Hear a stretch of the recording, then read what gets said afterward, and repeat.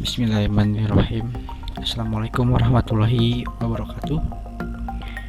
Kembali lagi bersama saya Arif Syarifuddin, mahasiswa bimbingan dan konseling Islam Universitas Negeri Sunan Gunung Jati Bandung.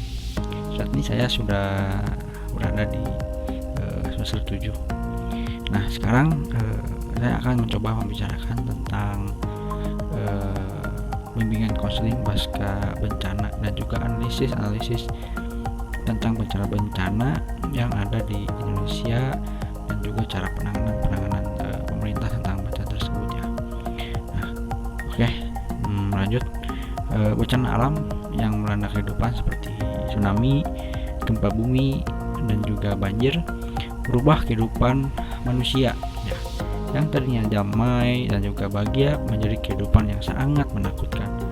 Akibat peristiwa tersebut, harta benda hilang dan lenyap seketika, dan tidak sedikit nyawa manusia melayang. Di samping itu, peristiwa kekerasan juga sering terjadi kepada kehidupan, seperti pemboman, pemerkosaan, kecelakaan kapal, peperangan, pembajakan pesawat. Sebanyak 1,50% populasi mengalami post-traumatic stress disorder atau PTSD dalam kurun 4 tahun karena mengalami berbagai peristiwa tersebut. Nah, dalam penelitian terbaru diungkapkan bahwa beragam pengalaman yang dialami individu bisa menimbulkan trauma seperti penculikan, peperangan, penyerangan, pemerkosaan, dan menyaksikan pembunuhan anggota keluarga atau kematian anggota keluarga yang sangat dekat dengannya.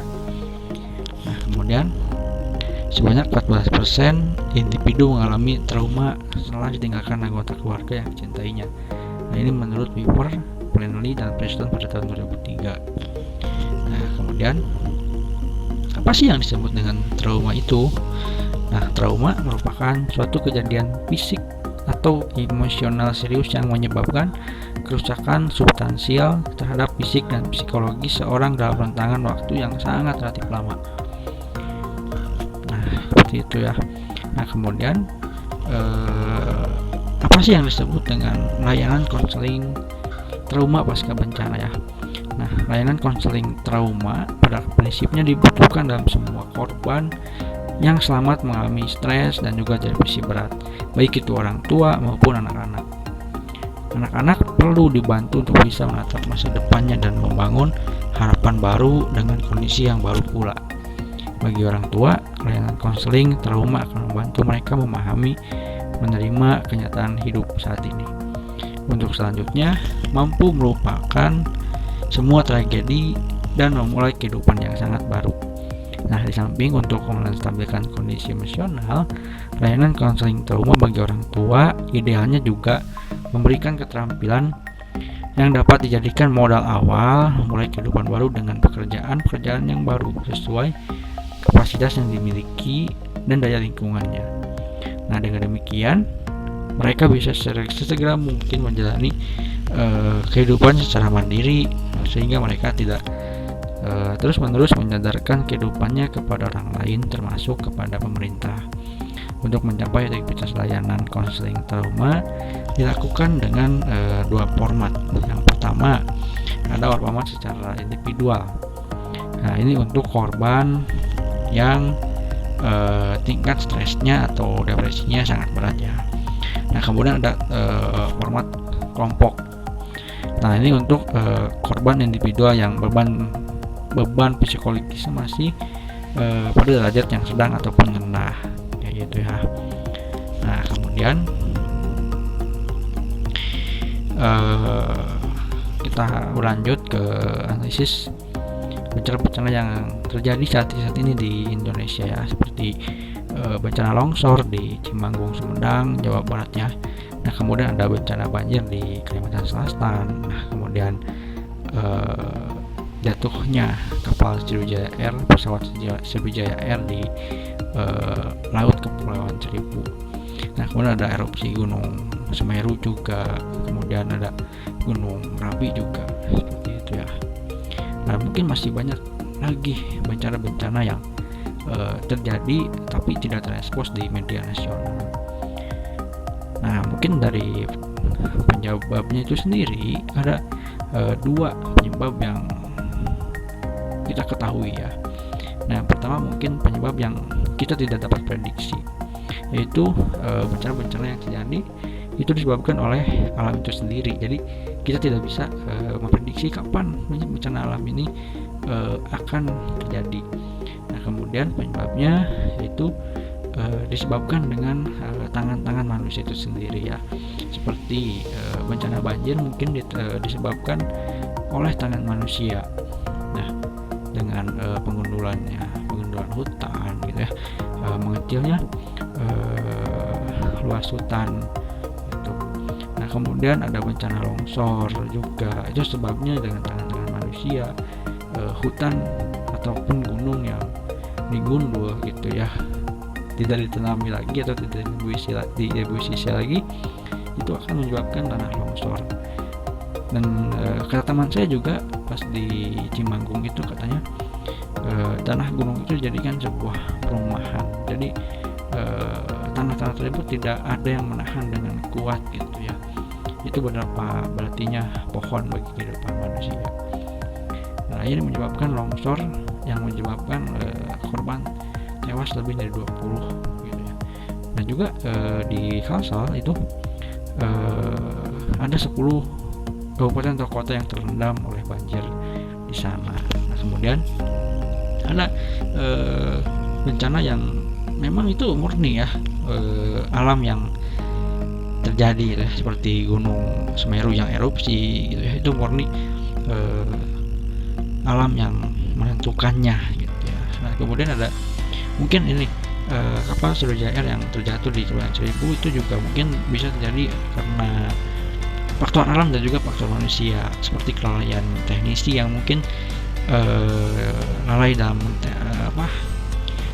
mereparasi pesawat, kemudian pihak maskapai yang mungkin tidak segera meremajakan pesawatnya itu sudah lebih dari 20 tahun digunakan semenjak tahun 90-an sampai sekarang gitu ya.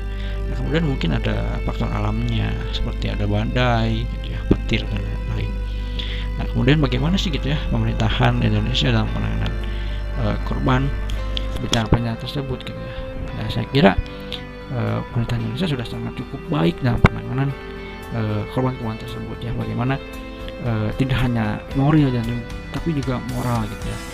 Bagaimana BNPB atau Badan Nasional Penanggulangan Bencana langsung turun tangan ke lokasi bencana dengan segala peralatannya, dengan segala kesigapannya gitu ya. Bagaimana logistiknya sudah siap, bagaimana tenaga dokter, tenaga psikolog yang sudah siap untuk membantu para korban bencana tersebut. Nah, kemudian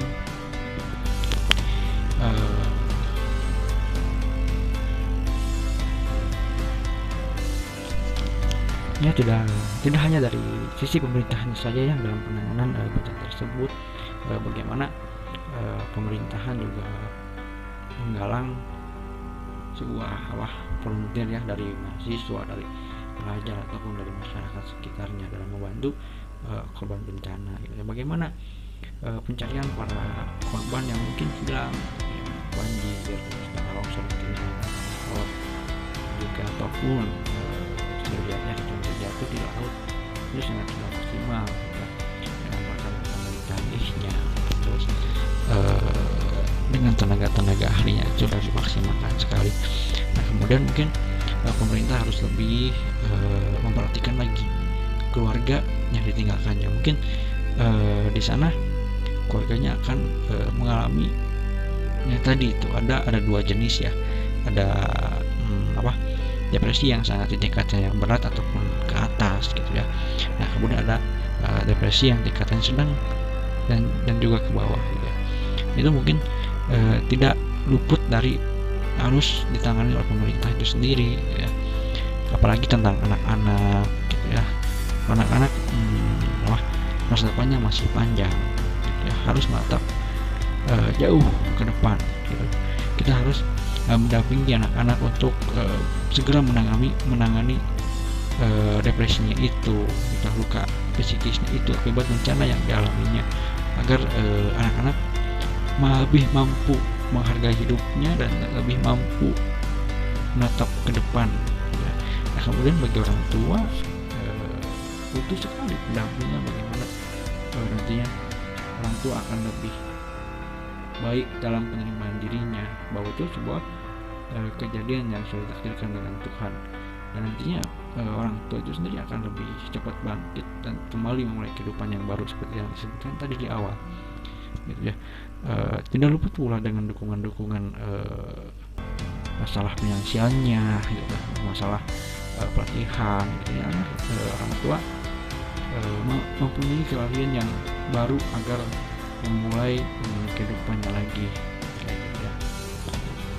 Mungkin penanganan di lapangannya untuk anak-anak sendiri gitu ya, banyak para relawan ataupun para ahli di lapangan sana yang memberikan trauma healing gitu ya, dengan cara bermain game gitu ya, dan banyak cara-cara atau teknik-teknik yang lainnya agar anak-anak tersebut dengan cepat melupakan tragedi yang terjadi pada dirinya, dan juga menerima keadaan dan juga menerima dirinya. Dan juga tak jarang juga gitu ya, kita harus melakukan pendampingan kepada orang tua agar mereka juga bisa lebih menerima akan dirinya. Mungkin banyak hikmah yang bisa diambil dari semua tragedi tersebut gitu ya, bagaimana pentingnya sebuah pohon gitu ya, bagaimana pentingnya kita harus menjaga alam kita gitu. Dan ya, kata-katanya sempat viral gitu ya, setelah kejadian jatuhnya pesawat Sriwijaya Air gitu ya. Di sana terdapat kata-kata yang ngabarin sebelum berangkat ataupun setelah sampai tujuan itu sangat penting gitu. Itu sangat bisa diambil hikmahnya gitu ya, bagi pasangan-pasangan muda gitu, apalagi pasangan-pasangan gitu ya. Dan mungkin agar kita lebih baik dalam menjaga alam gitu ya, agar kita lebih bisa mendekatkan lebih baik lagi kepada Tuhan gitu ya, karena maut dan juga bencana kita tidak tahu kapan itu terjadi gitu. Banyak hikmah yang kita bisa ambil gitu dari semua bencana yang terjadi di dunia ataupun di Indonesia. Ya, mungkin cukup sekian ya yang saya dapat obrolkan mengenai BK pasca bencana. Wassalamualaikum warahmatullahi wabarakatuh.